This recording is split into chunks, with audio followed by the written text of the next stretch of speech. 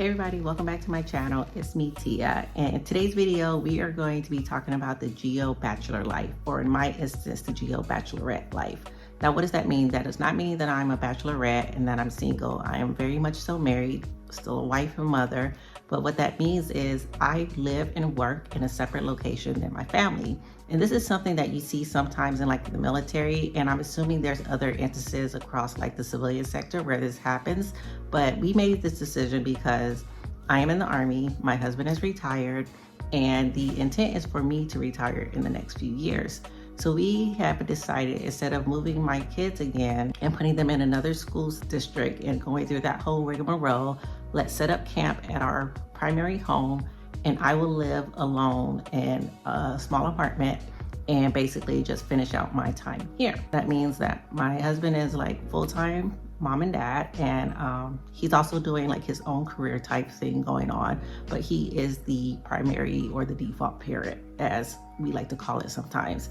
That also means that I am here and I'm waking up and I'm going to work, and I try to be involved as much as possible. Now you want to know how that is so. Well, first thing we're going to talk about is the communication piece. It is very important to have like some form of communication with your spouse, because things get lost in translation. You can read a message wrong, or you can think that you said something and you really didn't say it. So it's very important to have open communication when it comes to things like this. I can tell you in my spare time, like when I'm not at work or I'm not running an errand or something, I'm usually on the phone with them. I'm FaceTiming, I'm calling, emailing, texting, like I'm constant contact with them. One thing is that we have shared email accounts and everything. So like we always keep the communication going. I talk to them before school, I talk to them after school, I talk to them throughout their day, before they go to bed, all of that great stuff. If there's a doctor's appointment and I'm not busy at work, I make sure to step out so I can be on the call. And I think having FaceTime makes it a lot easier and more reasonable. I'm in communication with the teachers and everything. So yes, communication is key, and I'm very much involved when it comes to communication.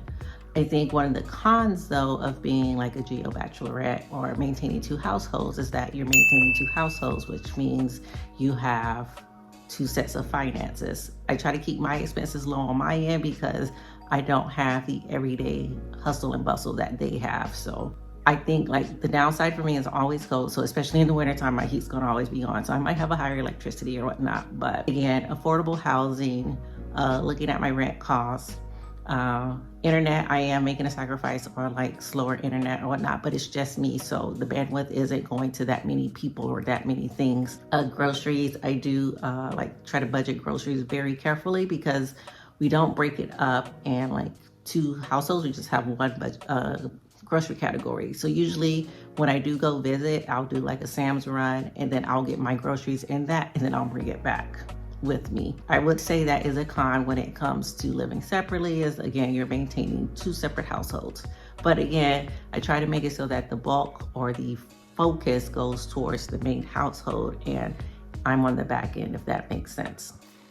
Something else to consider when being a Geo-Bachelorette is how often are you going to see your family, because FaceTime is great and the phone calls are great, and just being involved as much as you can, even though you're apart.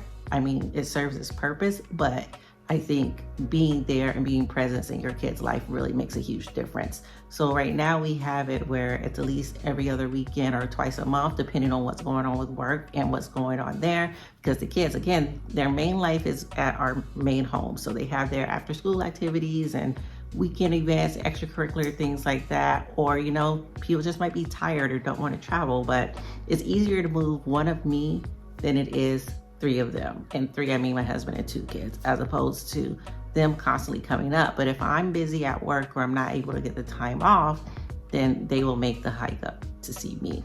So that's something else that you should consider when being a Geo-Bachelor or Bachelorette, is how often will you actually see your family? You want to ask yourself also, is this really feasible? Will this work for my family? And our situation is unique, and I think it works out this well because, again, my husband retired, so he's not, or he does not have a full-time job right now, and I work. So one of the things that's really important to me is that we have a constant presence in our child's life, and like we don't have to disrupt it if we don't have to, or like leave them alone if we don't have to. And again, the intent is for me to retire out of the current assignment that I'm in, and then reunite, and then we'll continue on with our everyday happy life or whatnot. And granted, no one knows what the future holds, but I do know for whatever reason, I wake up tomorrow and I'm like, you know what? I'm not going to retire out of this assignment. I'm going to stay in. We will have to relook at how we're doing this, because the agreement that was communicated with us is that I'm going to do this while they're there setting up shop, and in 3 years, we will all be reunited and this will be a thing no more. So you just have to ask yourself, does this work for us? 1, is it financially feasible? 2, how long are you going to do this? 3, what is the impact to your relationship with your spouse and your children? 4, is the juice really worth the squeeze? And for me, I can say yes, it is worth it for us. It does not throw off any of our overall financial goals or anything like that. It does not impact like our ability to be a family and anything like that. So far, it's working out well for us. Also, you want to consider what are going to be your coping mechanisms. And by that, I mean, you're going to feel lonely. There are times that I absolutely miss my family, and I know that they miss me too. But what do you do in that times? I don't want to downplay or minimize what anyone is feeling or going through, but it's easier for them because they're distracted, or not distracted, but they have things going on. Like, again, they have extracurricular activities. They're there with each other. They can do things, this, that, the whole 9 yards. But here for me, one of the things is like, when I get lonely, what do I do? And I know I have some negative aspects of what I do. So I'll shop. I will shop and I'll eat. I'll eat a lot. To counter that, the shopping and the eating is hobbies. I have a lot of hobbies. I've really gotten into nails. I need to stop though, because again, I will buy things. So if I buy one more nail kit, and I have not worn any of them because I'm trying to get my nails strong again, but that's neither here or there. If I buy one more nail kit, I'm probably gonna go crazy myself. But hobbies, so I'm really into nails right now. I'm really trying to focus on like my skincare and like making sure it's nice and healthy. My YouTube channel and my digital products that I'm creating. And just really like reading and getting things done that I know that I probably wouldn't have as much time to do if I was there in the everyday hustle and bustle. So that's one way to cope. Another way to cope is to, again, plan when you're going to see each other and cherish that time and make it special and make it memorable.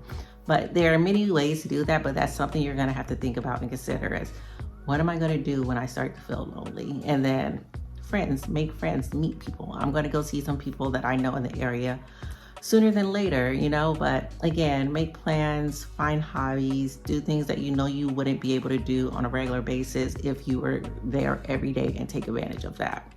On the back end of that, when it comes to coping, how do you make sure the other person or the parent is not completely burnt out? Take the kids when you can. Again, go visit. When you do go visit, try to give them a break. It's really hard to give my husband a break because he always wants to be with us, which is absolutely nothing wrong with it. I'm not complaining, but I'm like, go off, do great things or whatnot. And he's like, well, what are you guys doing? I want to do that too.